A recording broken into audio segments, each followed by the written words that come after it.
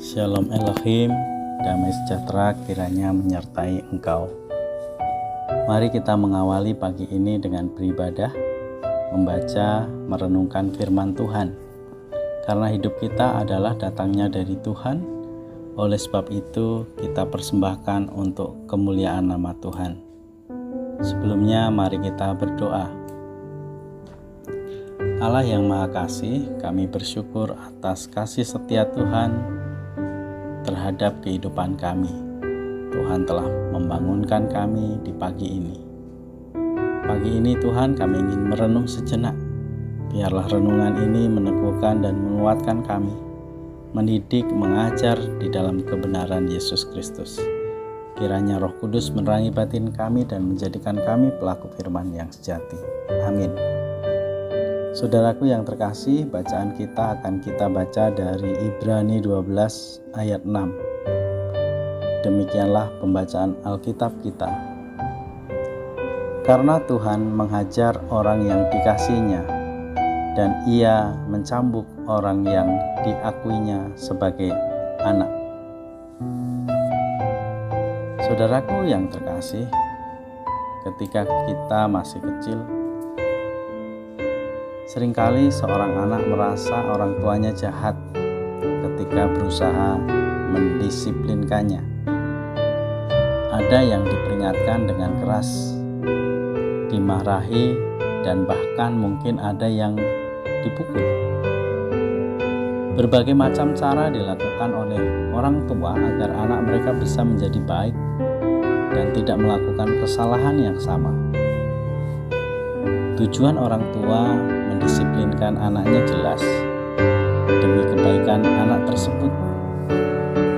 Apa yang telah dilakukan oleh orang tua ini terkadang baru disadari ketika anak telah menjadi dewasa dan menjadi orang tua. Memang didikan pada waktu ia diberikan terasa tidak menyenangkan. Terkadang kita lebih ingin mengikuti kata hati kita daripada menerima didikan orang tua kita yang terasa tidak nyaman dan menyakitkan. Tetapi akhirnya kita akan menyadari bahwa semuanya itu adalah demi kebaikan kita sendiri.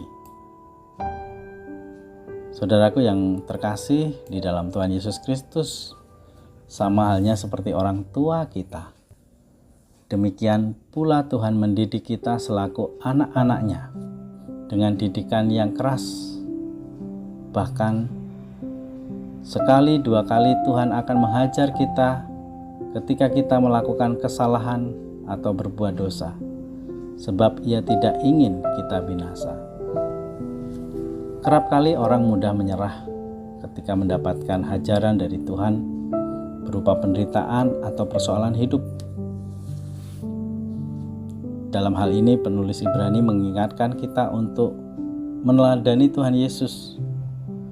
Tuhan Yesus telah menanggung penderitaan yang lebih hebat daripada yang kita tanggung. Ia rela mati di salib demi menebus dosa kita. Karena itu Tuhan menginginkan kita menjadi kuat dan tahan uji dalam berbagai persoalan dan pergumulan, dan hanya berharap bersandar kepadanya. Saudaraku yang terkasih di dalam Tuhan, ketika kita menerima didikan Tuhan, janganlah terburu-buru untuk berkata bahwa Tuhan tidak mengasihi kita. Tetapi marilah kita belajar untuk melihat bahwa setiap didikan yang Tuhan berikan kepada kita bertujuan untuk membuat kita lebih baik. Memang tiap-tiap ganjaran pada waktu ia diberikan tidak mendatangkan sukacita, tetapi duka cita. Tetapi kemudian ia menghasilkan buah kebenaran yang memberikan damai kepada mereka yang dilatih olehnya. Mari kita hidup dalam didikan Tuhan. Percayalah bahwa didikan Tuhan akan membuat kita semakin kuat dan setia mengikuti Dia. Didikan Tuhan adalah wujud kasih-Nya kepada kita. Amin. Demikianlah renungan kita, mari kita berdoa. Kami bersyukur atas kasih setia Tuhan dalam kehidupan kami. Ajarlah kami bertekun dalam kehidupan kami, bertekun dalam didikan Tuhan, agar kami semakin tangguh dalam iman. Berikan kami kekuatan dan berikan kami roh hikmat untuk memahami didikan Tuhan dalam kehidupan kami sehari-hari. Dalam nama Bapa, Putra, dan Roh Kudus. Amin. Haleluya. Selamat pagi, selamat berkarya. Hendaklah kamu berakar di dalam Dia dan dibangun di atas Dia. Hendaklah kamu bertambah teguh dalam iman yang telah diakarkan kepadamu, dan hendaklah hatimu melimpah dengan syukur. Haleluya.